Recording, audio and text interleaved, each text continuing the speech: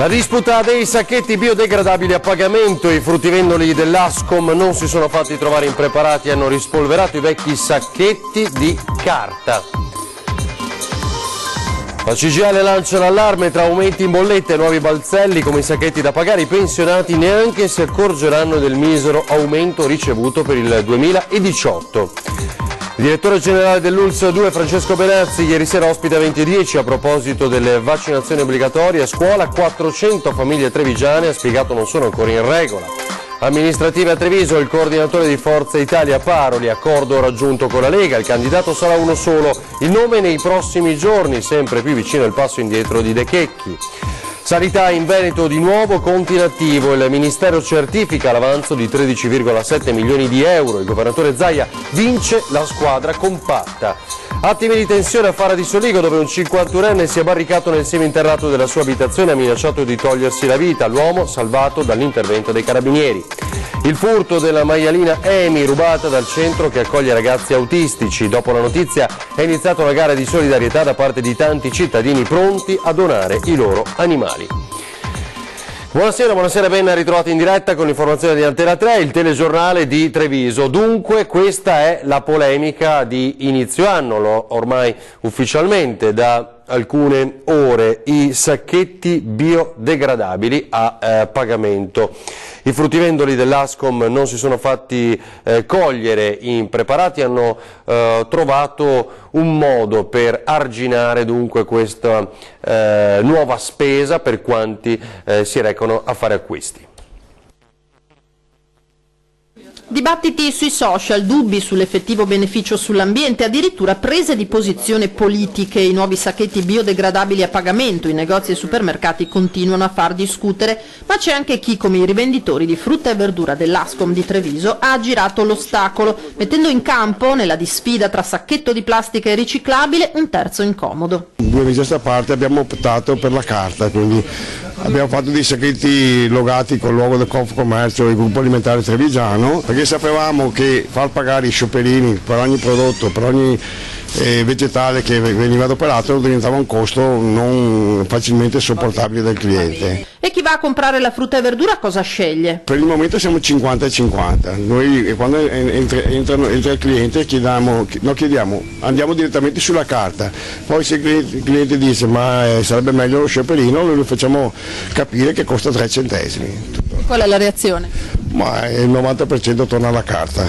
Rivenditori della Confcommercio che hanno anche studiato le mosse della grande distribuzione, andando a verificare tipologia e costo dei sacchetti distribuiti in 8 ipermercati, dove spesso ci si lamenta che le buste biodegradabili si rompano con facilità, altro che riutilizzarle. Noi abbiamo visto che adoperano degli shopper molto scadenti che si rompono subito, e da quello che abbiamo capito dai vari fornitori la provenienza è cinese, quindi hanno guardato sicuramente al risparmio, ma come qualità credo proprio non ci siamo. In questo scenario c'è anche chi, in barba alla normativa, fa come si faceva una volta. Se magari un'anziana arriva con una sportina o con un cesto, è ben accetta. E poi il tema delle pensioni, di cui tra l'altro discuteremo domani a ore 13 insieme alla CGIL. Proprio il sindacato della CGIL lancia il nuovo allarme. L'aumento per le pensioni è stato minimo, già annullato praticamente da questi aumenti. Altro che buon anno, la parola d'ordine di questo 2018 pare essere aumenti, non quelli di stipendi e pensioni naturalmente, ma di prezzi e bollette. La CGIL denuncia l'incremento già misero delle pensioni, pari all'1,1%, gli anziani neanche si accorgeranno di averlo in tasca. L'aumento delle pensioni sta sotto ai 10 euro. In alcuni casi per chi è sotto i 750 sono netti, in altri casi sono lordi e quindi si pagano anche le tasse, per cui sono degli aumenti minimi che però nel momento in cui aumentano le tariffe vengono mangiati prima ancora di essere spendibili per aumentare la qualità della vita delle persone. E a stare peggio, neanche a dirlo, saranno come sempre i pensionati fino a 700 euro mensili e i lavoratori con retribuzioni intorno ai 1000 euro. Anche perché gli aumenti non sono graduati rispetto al reddito, sono uguali per tutti, riguardano la luce, il gas, i rifiuti, adesso ci hanno messo anche i sacchettini di nylon per la frutta e verdura, e quindi alla fine le persone si troveranno a dover pagare di più per avere la stessa cosa di prima e senza aver avuto un aumento consistente della propria retribuzione o della propria pensione. È vergognoso quello che sta succedendo. I sindacati allarmati si stanno già mobilitando. Apriremo da subito un confronto con i comuni per fare in modo che ci sia un effetto di calmierazione intervenendo sulla riduzione delle tasse locali, e non solo con i comuni, ma dovremo fare subito l'accordo con Ascotrade, con l'Atto dell'Acqua e con le società di rifiuti Contarina e Savano per fare quella che noi chiamiamo la tariffa sociale, cioè uno sconto per le famiglie più deboli che hanno redditi sotto i 15.000 euro di ISEE.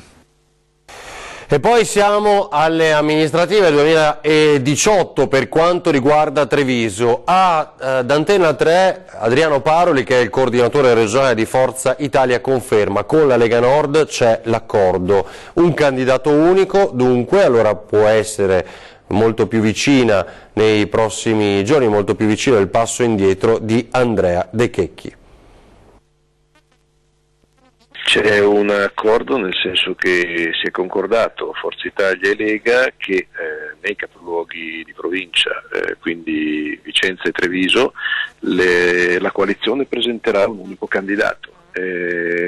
Quindi nei prossimi giorni, nelle prossime settimane al massimo, si farà sintesi per trovare il candidato di Vicenza e il candidato di Treviso. Dunque un primo accordo tra Forza Italia e Lega per le amministrative è stato raggiunto. La coalizione si presenterà con un unico candidato, ma il nome al momento non è dato saperlo. Bisognerà attendere, spiega il coordinatore Adriano Paroli, i prossimi giorni. Sembra sempre più vicino dunque a Treviso un passo indietro del candidato azzurro Andrea De Checchi a favore del leghista Mario Conte. Paroli su questo punto non si sbilancia, anche se spiega come la volontà di tutti i candidati, a Treviso come a Vicenza, sia quella di portare il centrodestra alla vittoria. De Checchi, come tutti gli altri, insomma, è candidato ed è disponibile allo stesso tempo a fare, come si dice, un passo di lato. Le decisioni le prenderemo anche insieme a lui. Una volta ufficializzato il nome del candidato sindaco tra le forze in campo, sarà il momento di pensare ad eventuali incarichi all'interno della giunta in caso di vittoria. Le coalizioni hanno poi la suddivisione anche di responsabilità amministrative all'interno della giunta, così come altri equilibri, ma questi equilibri verranno trovati all'interno della coalizione. La cronaca adesso, il trattore che si ribalta e un 52enne rimane gravemente ferito. È successo nel pomeriggio a Monfumo. Un 52enne è rimasto gravemente ferito nel pomeriggio a Monfumo, nei pressi dell'agriturismo Col Pien. L'incidente intorno alle 17, il 52enne del posto stava facendo legna in una zona boschiva per motivi ancora al vaglio. Forse la pendenza, forse il terreno ammorbidito dalle recenti precipitazioni. Il trattore su cui stava caricando il legname si è ribaltato, facendolo cadere rovinosamente a terra. L'uomo, rimasto parzialmente incastrato, ha sbattuto la testa. Fortunatamente non è stato travolto in pieno dal mezzo agricolo, altrimenti le conseguenze per lui sarebbero state ancora più serie.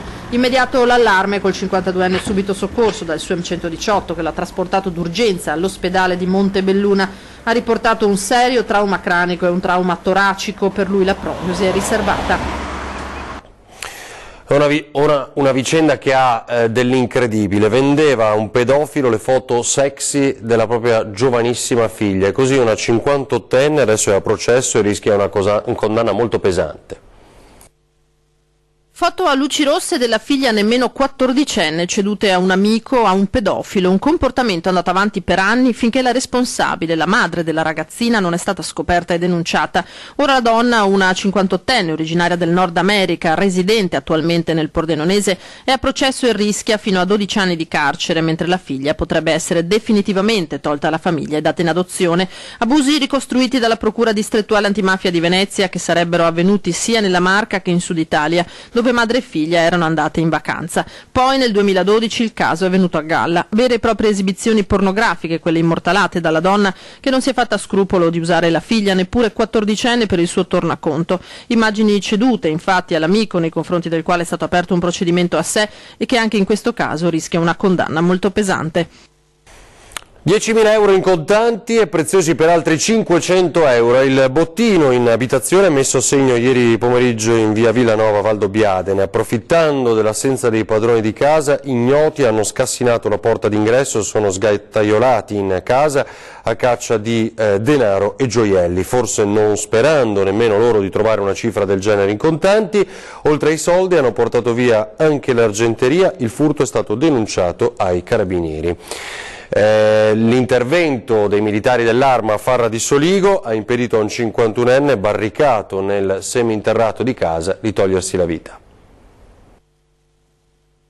Si è barricato in cantina minacciando di darsi fuoco con della benzina contenuta in una tanica. L'episodio ieri in via Cavai a Farra di Soligo, dove un 51enne vistosamente ubriaco e con problemi di depressione dopo un litigio con la moglie si è chiuso nello scantinato di casa minacciando di togliersi la vita.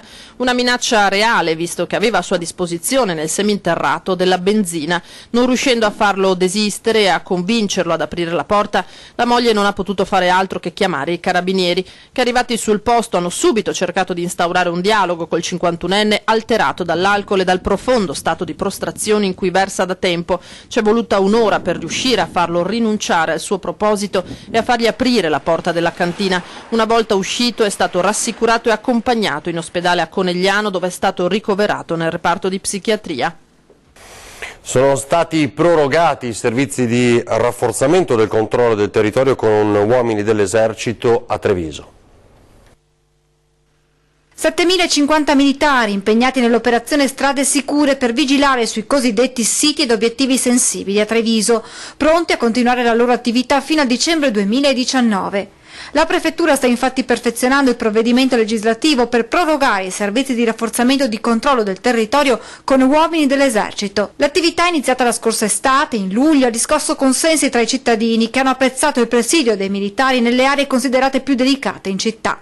Ebbene, ora questa presenza continuerà ad esserci. Nello specifico verranno mantenute le 20 unità dell'esercito già assegnate dal Ministero dell'Interno, che continueranno ad affiancare e a collaborare con le forze dell'ordine nei servizi di controllo e vigilanza del territorio.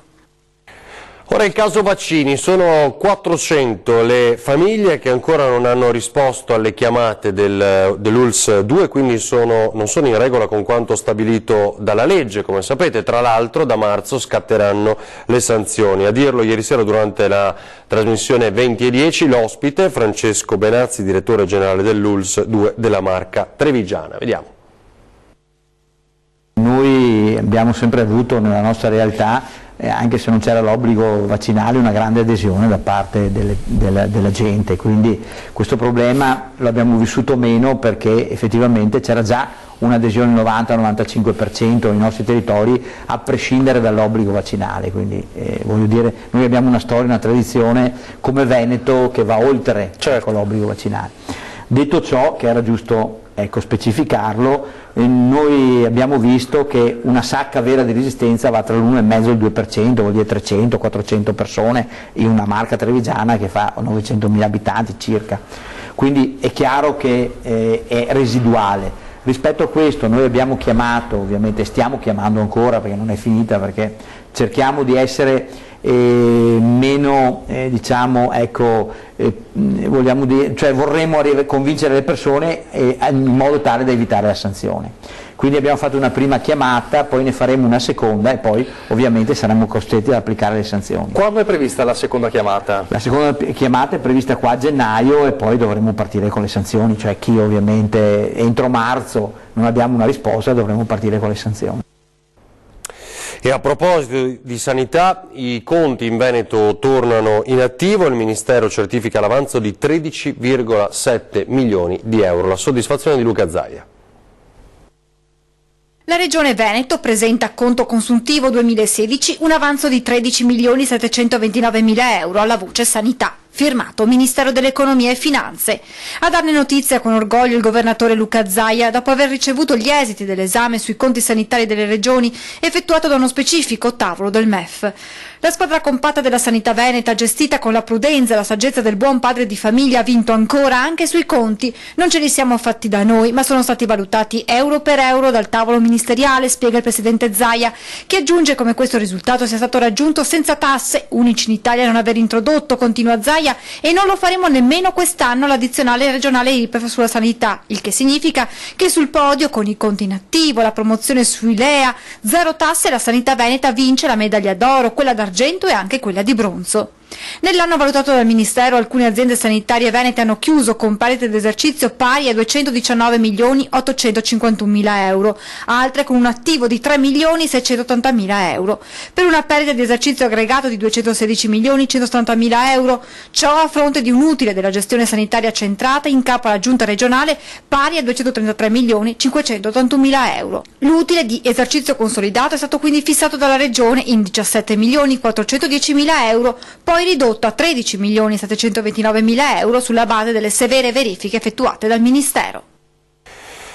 Liberalizzare alcuni parcheggi, torniamo in città a Treviso, per permettere agli anziani di accedere agli ambulatori di Borgo Cavalli con più facilità. La proposta lanciata all'amministrazione comunale, la giunta Manildo, proprio da Francesco Benazzi, che abbiamo visto pochi istanti fa, arriva la risposta del vice sindaco Grigoletto. Nel distretto di Borgo Cavalli man mano troveranno sede il maggior numero di ambulatori, il risultato sarà un afflusso più importante di utenti rispetto ad ora. Il problema che si pone a questo punto è quello dei parcheggi. Oggi come oggi sono pochi i posti macchine e la gente deve parcheggiare nella zona stadio. Da qui la proposta all'amministrazione comunale del direttore generale dell'ULSS 2 della Marca Trevigiana, Francesco Benazzi. Liberalizzare qualche posto auto per permettere soprattutto agli anziani di accedere agli ambulatori con più facilità. Immediata la risposta del vice sindaco di Treviso, Roberto Grigoletto. Forse il direttore Benazzi scorda che l'amministrazione ha predisposto un piano per la sosta che prevede proprio nelle aree adiacenti il distretto dei parcheggi a disco orario. È questa, spiega Grigoletto, la scelta migliore perché permetterebbe una rotazione degli utenti, viceversa la liberalizzazione e basta non sarebbe una soluzione. L'otto per la sosta così liberalizzato comporterebbe il rischio di trovare per tutta la giornata magari le stesse auto parcheggiate, impedendo ad altri di poter accedere al medesimo servizio. Fra l'altro, sottolinea il vice sindaco, dall'1 alle 3 i parcheggi ogni giorno non sono a pagamento. L'amministrazione è comunque disponibile a ragionare sull'orario della sosta per andare incontro ai cittadini.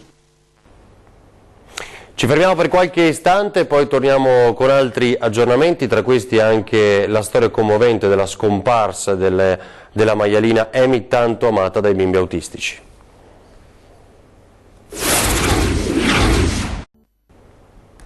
Torniamo in diretta al telegiornale di Treviso, dunque l'informazione di Antena 3 adesso a Vedelago, tempo di bilanci anche per la giunta comunale, ormai a fine mandato.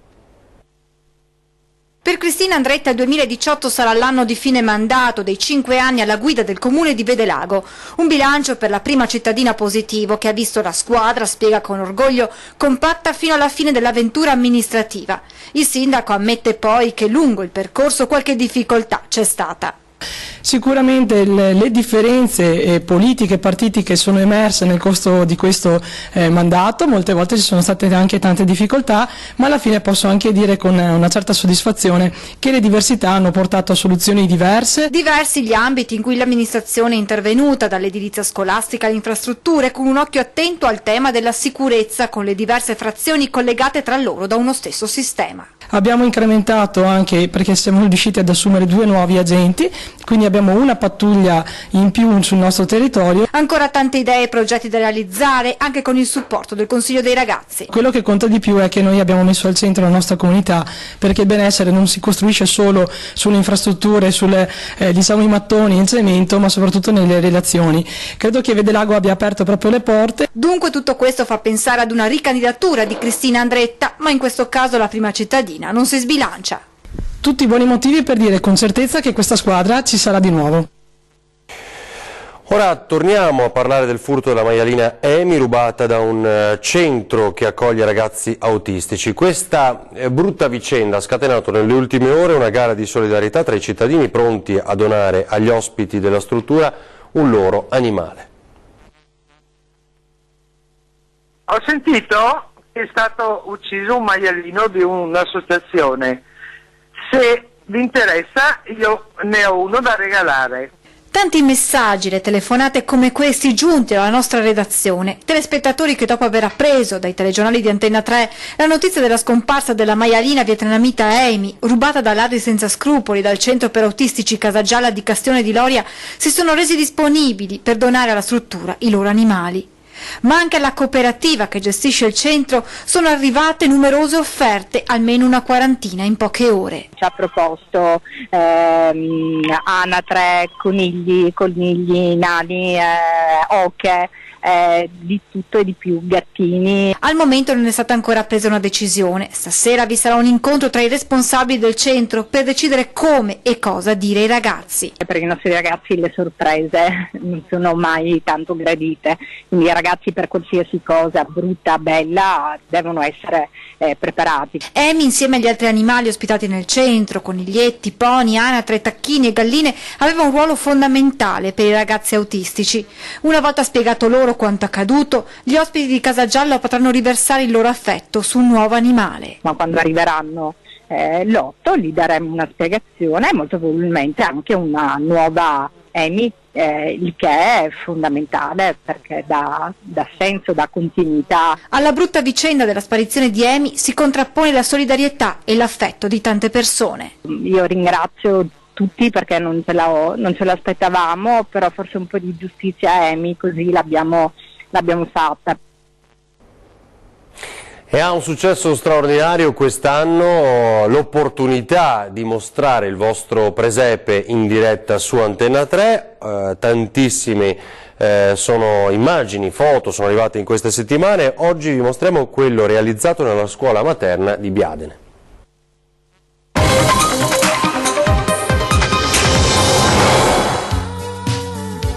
Questo presepio è il presepio della nostra scuola dell'infanzia, è nato in collaborazione tra bambini e genitori. Il presepe che potete ammirare dimostra l'amore per i nostri figli e la gioia di trasmettere appunto loro i valori della tradizione cristiana.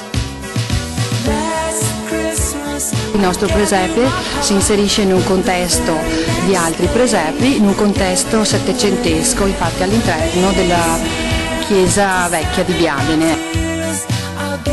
Allora, le offerte raccolte da chi verrà a visitare questa mostra ci aiuteranno a sostenere la nostra scuola, soprattutto per quanto riguarda l'adeguamento antisismico. Bambini, maestre, genitori e suore della scuola dell'infanzia di Biadene Casa dei Bambini augurano a tutti voi buone feste. Resta il tempo per ricordarvi quali sono gli ospiti delle nostre trasmissioni. Tra poco parleremo di politica e quindi della corsa alle prossime elezioni del 4 marzo, ma lo faremo insieme al segretario provinciale della Lega Nord a Treviso, quindi ci sarà occasione anche di parlare delle comunali.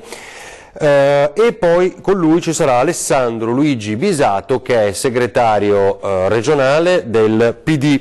Questa sera alle 21:15 torna anche la Zanzega, si occuperà di suggestioni, storie, sapori della laguna di Venezia. In studio con Lele Marcassa, un modellista archeologo che ricostruisce le galee veneziane, Daniele Zennaro, uno dei giovani chef più importanti d'Italia, poi lo storico dell'arte Claudio Rorato e molti altri. È tutto per questa edizione del nostro telegiornale, adesso le previsioni meteo per le prossime ore. Grazie, buona serata.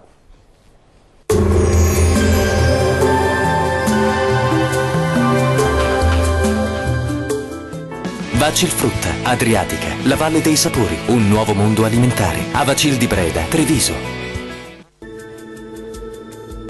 Ben ritrovati al meteo di Antenna 3. Prevale il bel tempo sulle nostre regioni, tuttavia con frequenti riduzioni della visibilità sulle pianure. Vediamo insieme il dettaglio del 4 gennaio.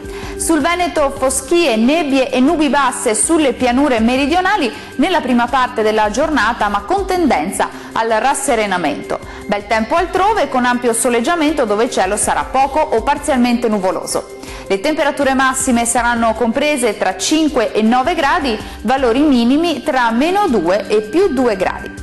Spostiamoci ora a vedere che tempo farà sul Friuli Venezia Giulia. Al mattino qualche foschia, nebbie e nubi basse sulle pianure del Pordenonese, ma in rapido dissolvimento. Ampio soleggiamento sui restanti settori con cielo poco o parzialmente nuvoloso. Le temperature massime saranno comprese tra 6 e 10 gradi, valori minimi tra -1 e 2 gradi. Concludiamo infine con uno sguardo alla situazione meteorologica del Trentino Alto Adige. Tempo in prevalenza buono, con ampio soleggiamento, cielo poco o parzialmente nuvoloso sul Trentino, un po' più instabile sull'Alto Adige, con nevicate diffuse sui rilievi oltre i 1000 metri di quota. Le temperature massime saranno comprese tra -1 e 3 gradi, minime tra -5 e 2 gradi. Il mare sarà quasi calmo sulle coste, poco mosso invece al largo, i venti deboli da nord sulle zone costiere e moderati al largo. Dal meteo per ora è tutto, arrivederci al prossimo aggiornamento.